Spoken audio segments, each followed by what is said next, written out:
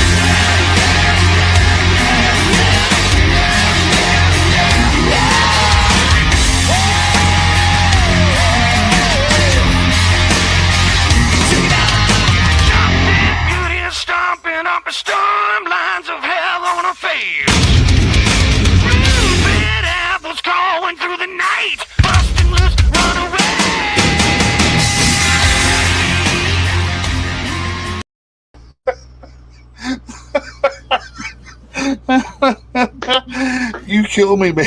I swear you kill me. Welcome, everybody, to Speak of the Devil. Hope you guys enjoyed that intro video there. That was Motley Crue. That was Motley Crue. And that was our Motley Crue, the cast that we have there. Even Jase's beautiful smile. Eat me. Oh, I will when I get there. How is everybody doing tonight? Welcome to Speak of the Devil. We're hanging out tonight with you guys for a little while. We got Ina right there, Ina. We got Jase down here below, the heavy metal pirate himself, Boy Payne. So, yeah, we got a fun show tonight, guys. How was your day, by the way? Yeah, not bad. It's been a long day, to be fair. However, I'm really excited for tonight. Really excited. It's been a long time for me, especially for the band that's coming up. Oh, did I let something out? I mean, what's really cool about this tonight is that you tried to land this interview a while back, and then COVID hit. You had to cancel, right? Yeah, that's correct. So what? About 2 years ago. So the band coming on. I've been speaking with the band for since effectively I started DJing, and I reached out to them and said, "Hey, new DJ, can I play your music?" And they went, "Yeah, there you go. Run with it, boy. Off you go." And ever since then, I've built up a rapport with the lead guitarist in the band as well. And they come over for a UK tour in 2020. And the day the borders were closing in the US, they had to fly back. And it was the day I was supposed to go and interview them and go and join them, have a few beverages and have a good time. But unfortunately, it never come. But then I could have interviewed them in the last 2 years, but I've never really had a platform until you brought me on to Inner Demon, and now I've got the chance to interview some awesome bands. And tonight is the first one that I've interviewed, for about 2.5 years now. So I'm a little bit nervous. I'm excited for you. This is like your first actual live interview, and you wasn't able to meet them during during the COVID. But hey, guess what? You get to meet them tonight and actually have a sit down and talk with them. I'm like a little fanboy. I'm nervous and everything. I'm genuinely nervous. I want you guys to realize how special this moment actually is, because what you guys just caught here just a second ago was Jase smiling. Aww. Jase, would you like to introduce him to the show? Would you like to introduce him into the show? Yeah. Okay. So, ladies and gentlemen, with great pleasure, we're going to be introducing Mick Michaels, who's the lead guitarist for Call Us a Sanctuary, a Philadelphia new wave traditional American heavy metal band that have been absolutely nailing it since 2011. Bring them on, boss. Welcome to the show, Mick. Hey, how are you? How are you doing? Hey, Mick. Fantastic. What an introduction. I'm not sure I can live up to it. None of us can. You should. Jase has that. Doesn't he have that voice? I love that. I can listen to that all day. I don't care what he's talking about. I love it. I do too.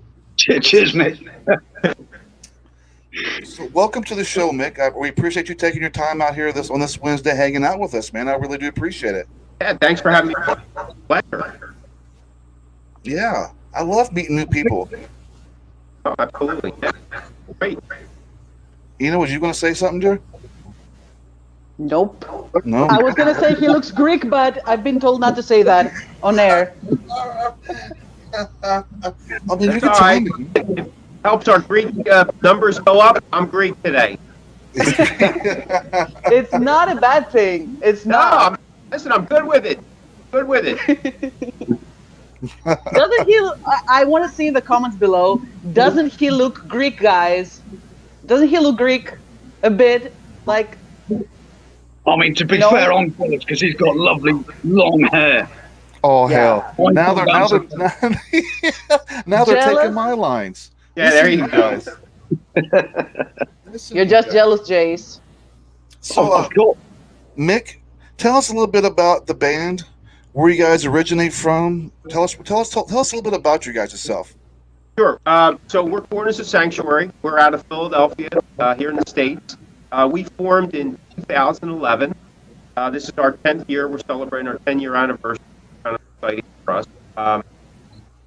We're a traditional heavy metal band, so it's a collection of our roots and the things we grew up on and the type of music that we really like the new wave British heavy metal and early American kind of combination of the two, and that kind of puts Corners of Sanctuary in that little.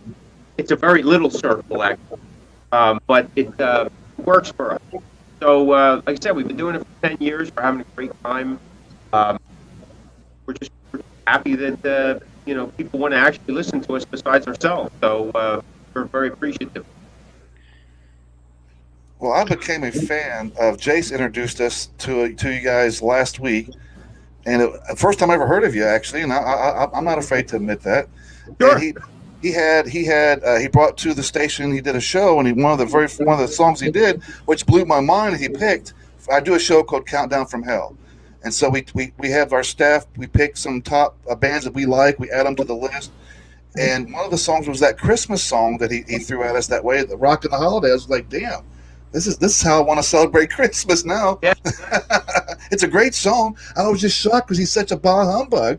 He comes with this metal Christmas tune. I was like, damn, this is really good.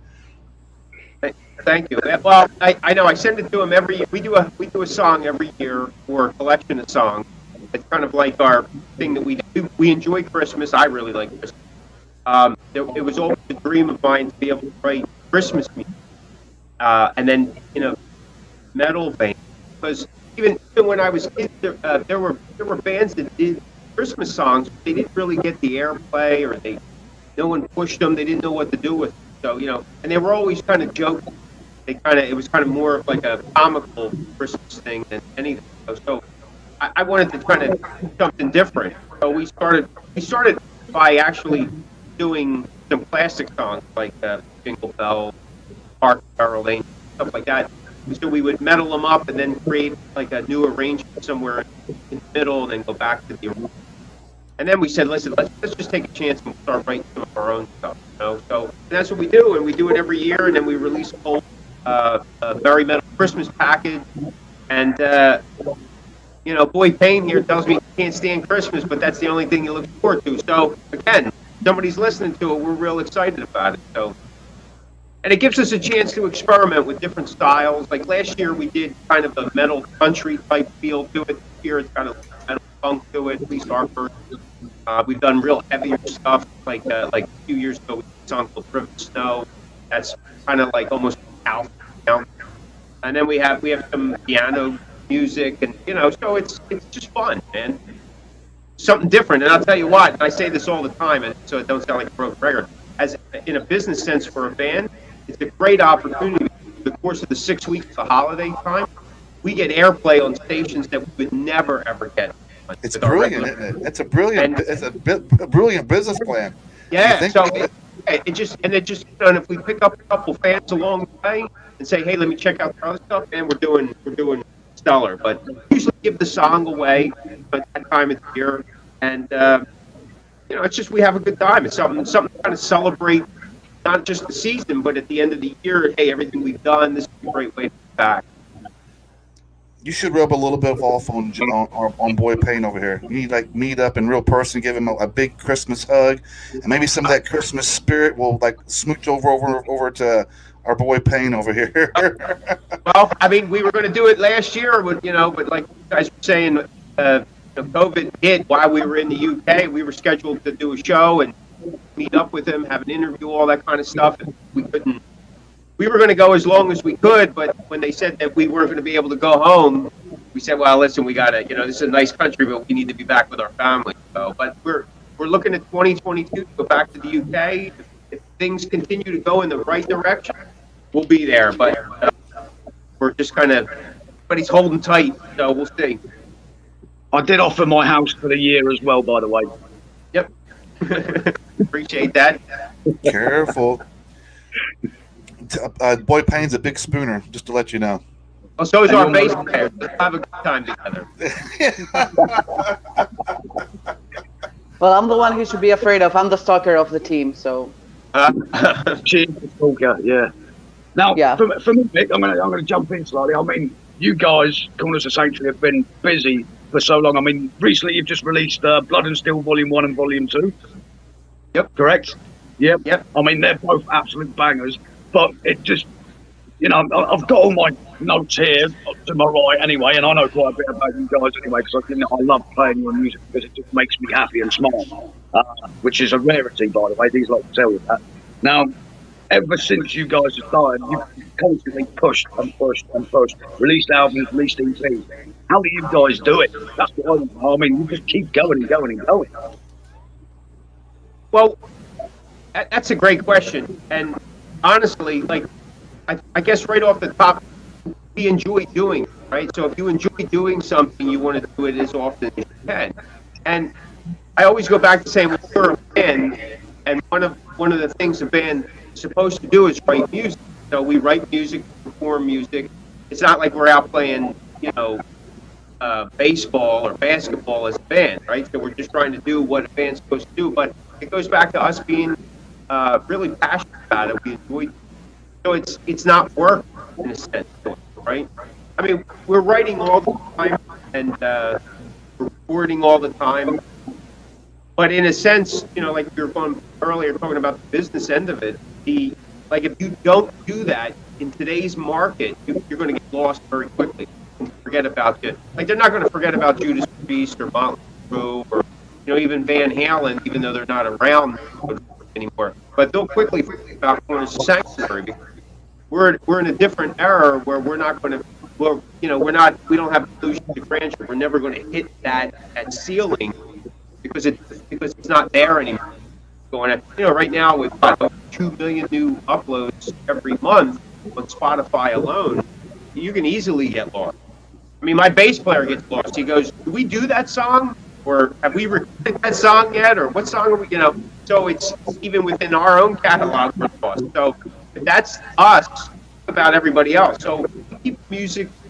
I mean, we're not throwing music out every single month, but like this year, because we couldn't tour the way we wanted to celebrate the 10-year anniversary, we said, well, look, let's record the music we have, and then we'll release it throughout the year. We'll do it in 3 parts. This way, we're staying, in the audience awareness. So, we did Blood and Steel 1 in March, Blood and Steel 2 in August, and then the final edition album with some bonus tracks, things like that.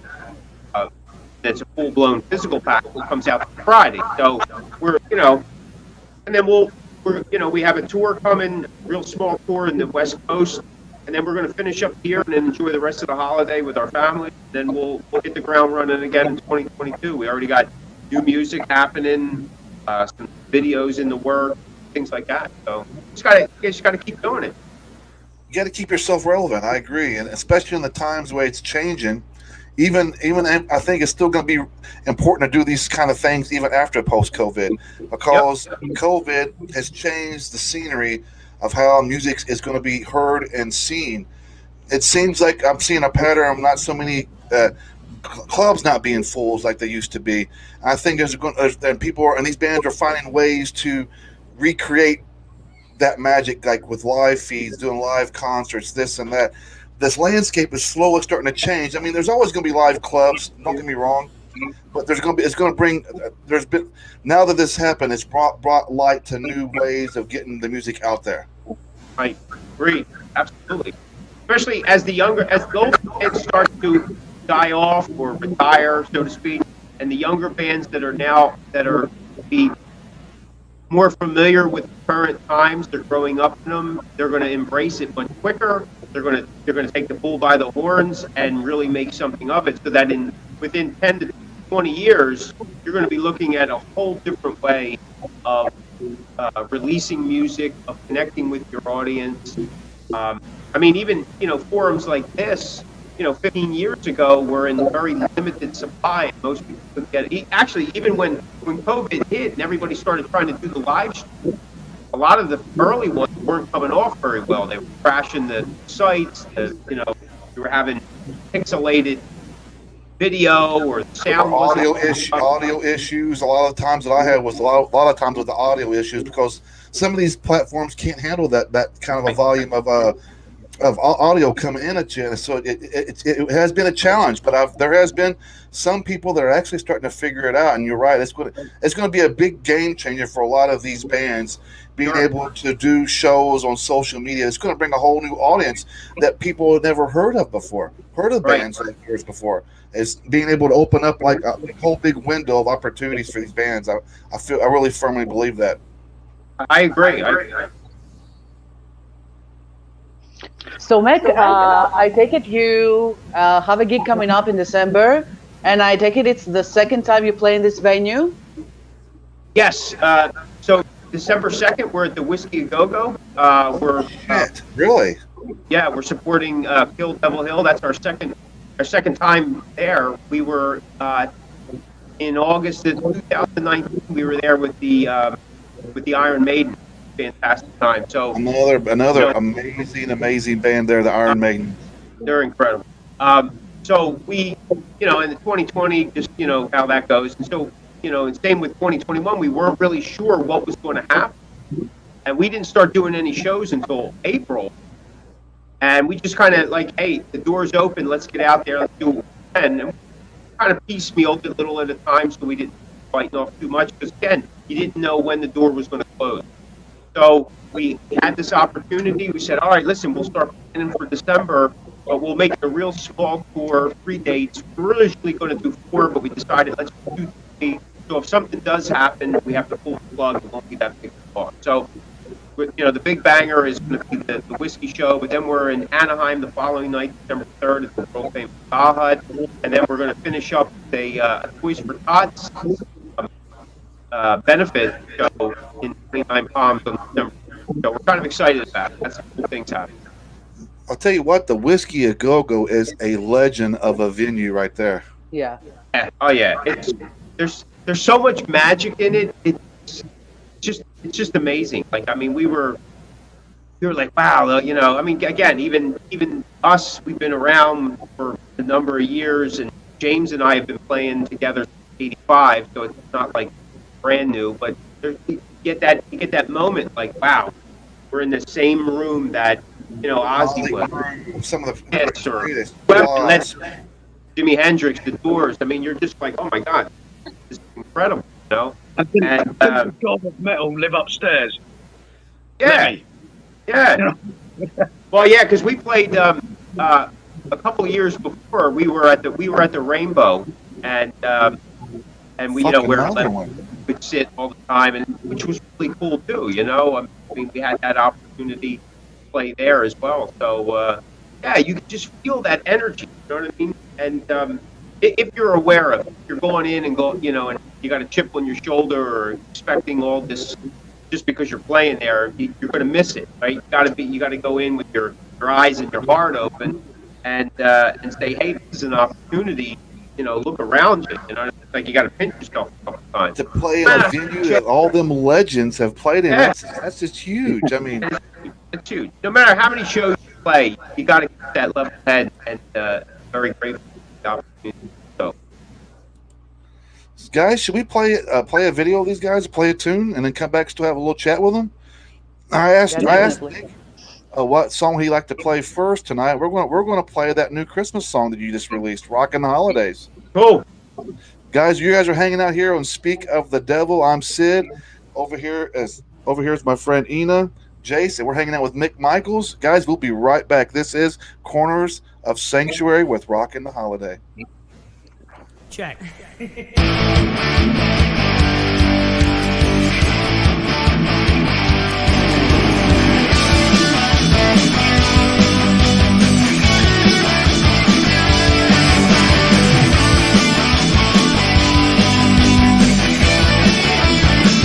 Let's rock the season, just you and me. Christmas underneath the mistletoe, or huddle around a tree. Rockin' the holiday, rockin' the holiday. It's Christmas, rockin' the holiday. Let's rock the season for all the world to see. The music is our gift to give something special to you from me. Rockin' the holiday, rockin' the holiday. It's Christmas, rockin' the holiday. Holly rockin', holly roll. It's the spirit we come to know. In the streets, where one sings. It's a holiday rockin' dream.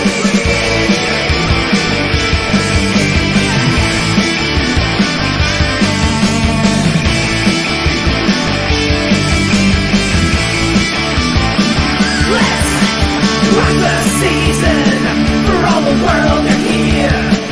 It's the best time of the year.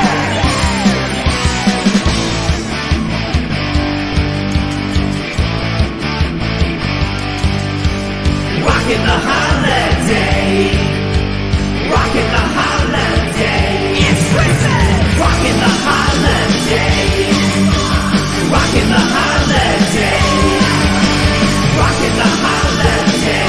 It's Christmas, rockin' the holiday.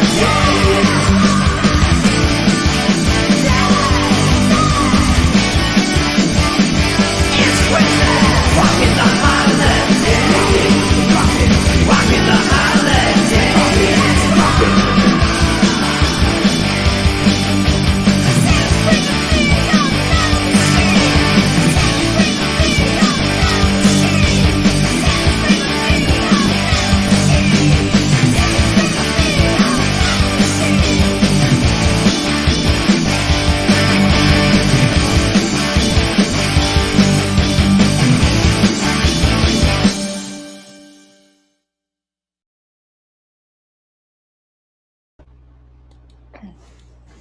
Man, I love that track. "Rockin' the Holidays." You feel Christmassy yet, Jace? I don't feel Christmassy, but it makes me a little bit happier. Well, all I know is I wish I had a backstage camera because you'd see this guy up here dancing around, air drumming to the song. You guys are missing the good stuff. That's what you're missing. I mean, what I love about that song, Sid, is you can hear the influences of Corners of Sanctuary in there. You can hear old school Saxon, old school Maiden, Judas Priest, Motley Crue, all mixed into it. And you're like, I recognised it. Yeah, it's just got a bit of everything. And you're like, and it makes you feel happy. I want to rock the holiday. I'm not going to get happy about it because, like I showed you earlier, my wife's already put up the Christmas bloody decorations. Not happy about it whatsoever. Terrible. You're a mean one, Mr. Jace. I think it's a great holiday song. You guys did a brilliant job on it. It's a breath of fresh air to hear a metal band putting some Christmas tunes out there. There's just not enough bands like yourselves that do it. And it's a shame because there's really good music in there to be put in there. You got, I mean, that was brilliant. Thank you. Yeah. Yeah, like I said, it's fun. It's a change of pace. People usually start contacts around July, August, saying, "Hey, you're going to do something," and we usually do the song in August, so we can make the mark with all that kind of stuff. But yeah, so it's kind of like we're actually starting the holiday in August. But I love the holiday. I celebrate Christmas in July. You know what I mean? I make enough cookies every year to last me through August, so that I mean, it's a the thing for me. I Excuse me. hang things on my hair. You know what I mean? Maybe Jase, that's what you need to do. Put something on the mustache. A couple balls on the other side. I agree. I got a couple balls you can put on the side. That's right. Right across the nose. Balls across the nose. You want some tea? I got the bags. In fact, Mick, I want to ask you something. Sure. Because a couple of years ago, I think it was about 2019. So when you get Corners of Sanctuary, you know what you're getting, but every now and then you like to turn it up a little as well. So Falling Through the Cracks for me was a complete step change from what you normally do. Yes. And it was more of that new wave of, like the Gary Newman, the synth wave. And I mean, I love Falling Through the Cracks. It's probably one of my favourite tracks just because it's different. How did you move from what you were doing to going, you know what, we'll try doing something like this? And if you haven't heard it, ladies and gents out there in the radioverse, Falling Through the Cracks is an absolute banger.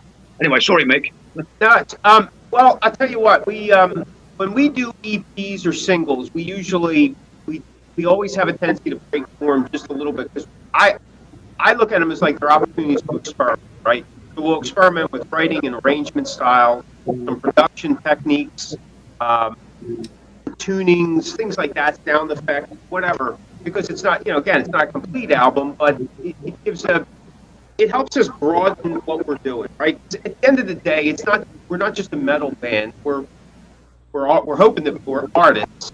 And maybe I say that with a grain of salt, because, people decide whether or not that is. I don't necessarily consider myself a musician, but I consider myself an artist because I like to create, and then I look at myself as a songwriter. So I want to write good music, or I want to write something different. I want to challenge myself as well, and something like that is definitely, like when we did that, we also followed it up with What We Leave Behind, that EP, which had some more of that element in synth, taking it on a more, I don't know, I mean, I guess in a sense there was a dramatic turn to it where it wasn't just, there was a little bit more air so that we create some more texture for the vocals. So those songs were actually already being played with long before that, they were actually released. So it was like taken different ways. Again, I look at it first as what's making a good song rather than we need to make some metal. You know what I mean? We got enough of that. That's, and if I want to make that easy, all I got to do is just crank it up, play E the whole time, have Mad T do a blast beat, and then just, whatever. But it's a little bit more than that. So we don't, many people we don't get much feedback on both that single and What Left Behind, because it is much different than some of the other stuff. But I think there's some powerful things in there, especially as a songwriter. It's kind of like, again, like I remember early on when we were releasing Christmas songs, we caught some backlash about it. People were like, "Wow, metal bands shouldn't be doing this," or some of the songs were instrumental, and the guy had a problem with it. Like, well, hey, whatever. But that's what we do. So I'm glad you like it. I love it, Mick. Falling Through the Cracks, it's up there. I mean, one of my favourite albums, and the first album that really introduced me to Corners of Sanctuary was The Galloping Hordes. And that's what you gave me, and I was like, happy days. I understand what I'm playing here. It resonates on that. I can pick something in there and go, I remember that. Yeah, that's good. So The Galloping Hordes was what brought me on the journey, and this is why I'm so happy to, finally meet you. Unfortunately, it's via the video format. Last time we were supposed to be drinking. Right. But I mean, I personally love everything that you guys create. I mean, Mad T, James, and Frankie Cross, just you all together is just amazing. You said you and James have been playing for what, since 1985? Since 85, yeah. That's a long time, and you still look. It's a very long time, and we've had our ups and downs in the bands and in the business, and we've tried different things or we've evolved into different things. But I don't think I would. I don't want to play with anybody else. We've known Mad T for like 20 years plus. Started out as one of the band's roadies, and he helped write a couple of the early songs. And then we needed a drummer to fill in at the time with our previous drummer. He had some injuries, so we started filling in on shows, and then he touring with us. And then when we parted ways with the other drummer, he was like there was no other choice. It's like, you're already here, let's go, So, but this lineup with Frankie and Mad T to me is one of the best lines. This is the best line. This is classic Corners of Sanctuary.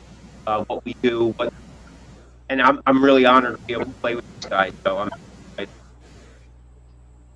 And it shows the love for your band as well. When you're that close and you're producing such great music, like, yeah, you know what, you can see you can feel the love in the music as well, which is, for us as listeners, is great. Yeah, I enjoy being around these guys. And some bands can't say that, but I like, we hang together, and I like being on the road with them. You feel safe and secure. I mean, I have been on the road with people that you're kind of like, you're iffy about, you know what I mean? You know what I mean? You're all you think you're on the same team, but you're not sure, and you're always checking your bag and pockets. You know what I mean? Making sure is everything here? So, but yeah, we've been very fortunate. Thank you for that. Well, I heard you're releasing Blood and Steel in vinyl. Yes. We're getting a CD release, of course, the digital release, and there's going to be a limited run vinyl. So we're kind of excited about that. Yeah, I love how it's coming back, vinyl. I was thinking the same thing. It's nice, refreshing. Next thing you know, we're going to have 8 tracks again. Yeah. That'd be cool. Wouldn't it? I mean, I can remember as a kid. Little TNT things. I could like put in a Nintendo cartridge in the system that didn't work. Yeah. But I can remember as a kid. See, you must be close to my same age. Because you remember how they have those old Super Nintendos, you had to pull the damn cartridge out, you had to blow on it, and then and none of it ever fucking worked. I mean, we went as far as like putting alcohol on Q-tips to wipe the computer board off. See, my first game cartridge was the Atari 2600, so that tells you how old I am. That was one of my first ones too, was actually ColecoVision. Yeah. And Pong. And Pong was the game. We're going off music slightly. I do apologise, Mick. However, I've got 2 kids, and I wanted to show them that what Dad used to play with as a teenager, apart from the obvious. But I went out and bought ourselves an N64 with all the games. Look at this, boys. This was the first multiplayer. A little bit of GoldenEye. Sat there, and I'm like, I can actually beat my kids. It's great. I have 2 kids too, and I've never been able to get that thumb thing. It just doesn't make sense to me. I'm in a, you know what I mean? I'm an arcade kid, so I remember the button and this and that. But the 2 buttons and then this and that, I can't get that. I go, that's it, I'm done. Do you mean these controllers? Yeah, those things, man. So, but still, I still think that it's cool that vinyl has made its comeback. But like I said, I'm still waiting for that 8-track. I can remember as a kid cruising down the road with my dad in his Buick, and we'd slam one of those 8-tracks in there, and it was Led Zeppelin, and then it was like one of my favorites was the Led Zeppelin 8-track, and I think he had the Kiss Destroyer an 8-track as well. But maybe it's just nostalgic of it, of the idea of it. But I want 8-tracks again, damn it! If anybody's out there can make them, let me know. I want an 8-track again. I had Grease soundtrack on 8-track. Grease. Yeah, Grease, the movie. Yeah. Yeah. I don't shake think your head. I don't think that now people actually. You don't like Grease either? No. So you're not a Bee Gees fan? No. That's a damn lie. I see that poster back there of Barry. That's right. Barry Gibbs. See, So vinyl for me. I mean, I've been collecting vinyl, since my mum, my old dear, got me a vinyl back in like 1985, 86, and the first vinyl I got was Black Sabbath Volume 4. And ever since then, I've been hooked. And just behind me, I've got some very limited edition vinyls that I've collected over the years. One of which, thanks to Mick, I've got the signature of Blaze Bayley when they supported, Corners of Sanctuary supported Blaze Bayley. So, Mick, I really do appreciate that. That was absolutely amazing. But that's back there as well. Yeah, that was cool. That was cool. Yeah, and I really appreciate that. You got a super fan on your hands, Mick. Well, that's cool. I appreciate that. Thank you. No, but that was the problem. It was like, because we were having him sign some other thing. I go, listen, I got a buddy in the UK. Can you just sign it into, you know what I mean? Boom, boom, boom. He's like, yeah, sure.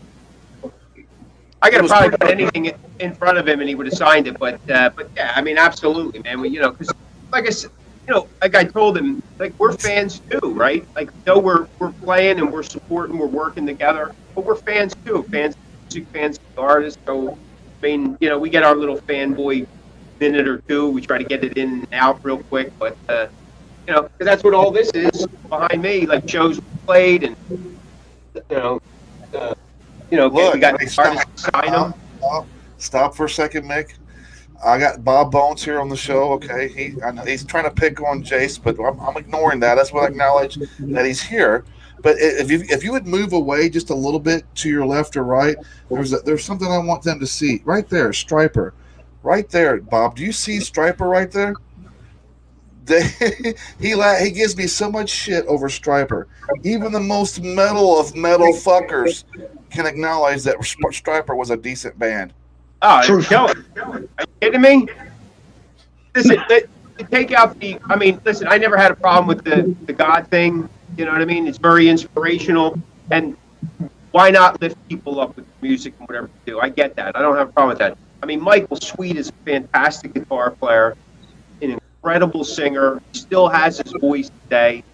Some of the new stuff over the last couple of years that they've been putting out is still phenomenal. Really fucking good too, hasn't it? Yeah. Oh yeah, we did a support show with them for their Hell with the Devil tour. They did the 30-year thing. It was phenomenal, man. It was. That's one of my favorite. It was 1986, and when that album came out, Hell with the Devil, and I didn't know how to take it at the time because I was into like other bands like Wasp and Twisted Sister and bands like that. And then here comes these guys out there carrying crosses and throwing Bibles out to the audience, doing all this stuff. And you're like, what the hell is going on? But then you realize that these guys are really just an amazing, talented band. That every one of these bandmates know how to play their instruments, and Michael Sweet has one of the most iconic rock or metal vocalists from that era. Oh yeah. He's Dennis DeYoung going metal, right? He's got a Dennis DeYoung voice, but much more metal. I mean, with the super high. Yeah, they're incredible band. Their first 3 albums are amazing. Yellow and Black Attack, and there was 12 the Devil, Soldiers Under the Band. Yeah, it was. They're just a phenomenal band. And like I said, we seen them. The original lineup. We played with them, and we got the experience the show. I seen it backstage earlier in the day, and then I got to see it. When they had the full regalia up, and I mean, they didn't miss a beat, man. I mean, it seemed like we were back in '86. It sounded exactly. It was amazing. but see, there you go, Bob. Take that. I'm not the only Striper fan around, pal. Yeah, Bob, you douchebag. I owe you one as well.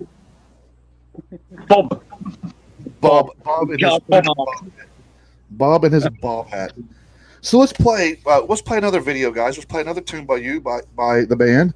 This is Jase's favorite. This is one he says he just got the very first time he ever got the song. This is Galloping Hordes, guys. And we're hanging out with Corners of Sanctuary. We'll be right back, guys. I'll be quick about it. Just right here we go. Boom.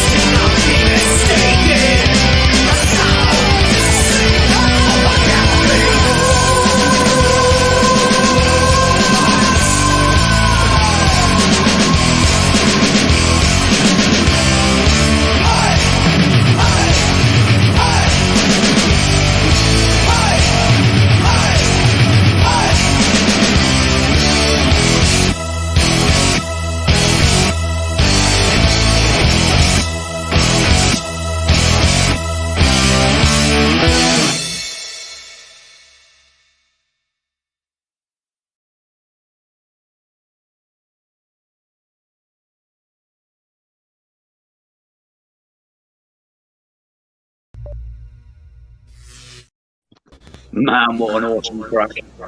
Yeah, that was good. That was real nice and tasty. There you go. That vocalist has one hell of a fucking voice on him. That's for damn sure. Yeah, Frankie's great to work with. Like I said, he's our best front man. You know what I mean?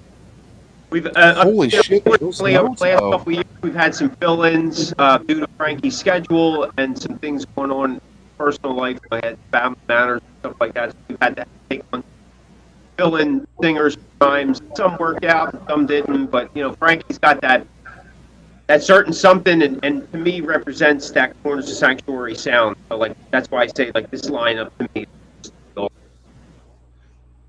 It just brings you back to good old times. For me, it brings me back to, because that's the first time I've heard the song, and for me, it was like I'm going back into the '80s, listening to some of that old classic thrash metal, like bands like Halloween, bands like that. That vocal, his range is fucking phenomenal. I mean, it's something that we don't get enough of nowadays. Yeah, I agree. That was one of the reasons we wanted to do Corners of Sanctuary. We were involved in James and I were involved in a reunion project in 2010. The band we were in the 80s. When we were in the studio, we're talking about doing a new project about something, more in tune to what we want to hear and what we grew up on. So, I had a bunch of songs I've been working on. So, but by 2011, we were playing and trying to, put this thing together. And it's a very niche market for this type of music, because the real heavy stuff with the screaming vocals, the growling type vocals, very popular in a lot of different segments of the metal community. So it's hard sometimes finding your place being the type of band we are, because we're such a throwback band, but we're a modern version of throwback sense. I mean, if I could go back to the 80s, I guess I would, but the point is, we try to work into the markets that seem to, and unfortunately the market is starting to diminish because our listening audience is getting older, like us, and they don't digital download as much as the younger, people 30 and under. So we have to find new ways to kind of get the music out there and make it accessible to them, as well as hopefully, reeling in some of the younger audience. So somebody's got to keep it alive. We're hoping we can do it for, at least another 10 years. I'm hoping so. I'll tell you what, when we played the UK, that's definitely our niche market. Because of because of Saxon and Judas Priest and bands like that, still they're so connected to that music, they quickly recognize something in the same vein, right?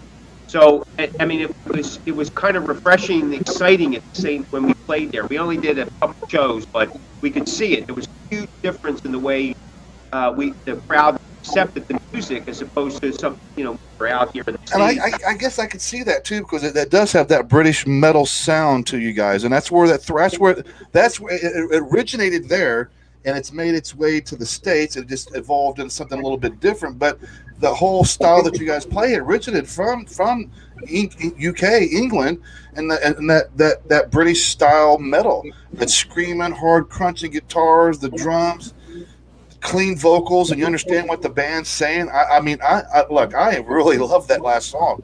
I can understand why Jase was all about it, and now why he was so excited. This is why I like doing shows like this, where I am more of a fan or a viewer than I am actually hosting a show, because I'm listening to this stuff for the first time. I'm going, this is more. We need more of this being heard out there. A little less of the growl, a little bit more of what music is really about. A band that has talent, and I'm just being honest. It don't take much for somebody to growl. It don't take much for somebody to play speed metal all the time. But this is this is where it all started. This time frame, this era. You have to appreciate the sound. I love it. No, I appreciate that. That's the song that gave the twist in Jase's mustache. That's it. True fact. That's did it. True fact right there, Mick. No, you guys are brilliant. I'm so glad I was introduced to you guys. I've been listening to Casualties of War on repeat all day today. Just Thank you. brilliant. Thank you. Thank you. Appreciate that. That was a cool song to do. It was I don't know if you guys seen the video, but it was a cool video to do. That we call it our '80s video. We got to rent out a facility that had polka dot carpets and all the crazy lighting and effects already built in. So it saved us there. So we had fun with it. And while we're having that, we large project scenes from D-Day on the back wall as we play. So it's kind of like two sides of the coin, right? Like there's this tragedy happening, but then all of us are sometimes oblivious to it. We're living in this shoots and ladders world, so we kind of mesh the two together. That's But it's brilliant. fun too. I like it when bands do videos and there's a hidden message behind it, and it's a cool message as well. Yeah, we try to do the best we can with that, but sometimes it's hit or miss. Sometimes the idea comes across, and sometimes isn't. But it's just a representation. Another to look at the song, they want a visual piece of the song, and maybe that helps them like the song better or take notice to the song more. It's part of the puzzle. So you do the best you can with it. Jase, you're the man. I want to tell you that. Hasn't Jase done a great job tonight? He's Yeah. fantastic. Yeah. For his first interview, sit-down interview with the band, you did brilliant tonight. Ina, you did well as well. And I know you two have probably has been nervous wreck.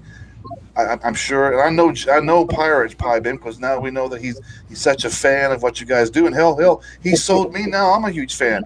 I'm gonna start giving you more spins on my shows. I mean, this is the beauty of doing this. This is why I love doing this. I'm getting introduced to new bands that I normally wouldn't be introduced to, and I'm kind of let down for the fact that I didn't know who you guys were until Jase introduced me to you guys 3 weeks ago. That's no worries about that. We you appreciate it. Thank you. Like I said, we do this one fan at a time, or one listener at a time, or whatever. That's the way the world goes, and you make these connections. You dig it, that's cool. If you don't, that's cool too, man. I appreciate you guys having me on the show and playing some of the music and get to talk about the band. So thank you. No. For me, Mick, thanks for coming on, and thanks for taking your time out to come on and tell your story about Corners of Sanctuary, and for the viewers as well for tuning in and listening to Mick. Hopefully, they'll go away, take some music, and go and listen to it and reminisce about the old times. Yeah, appreciate that.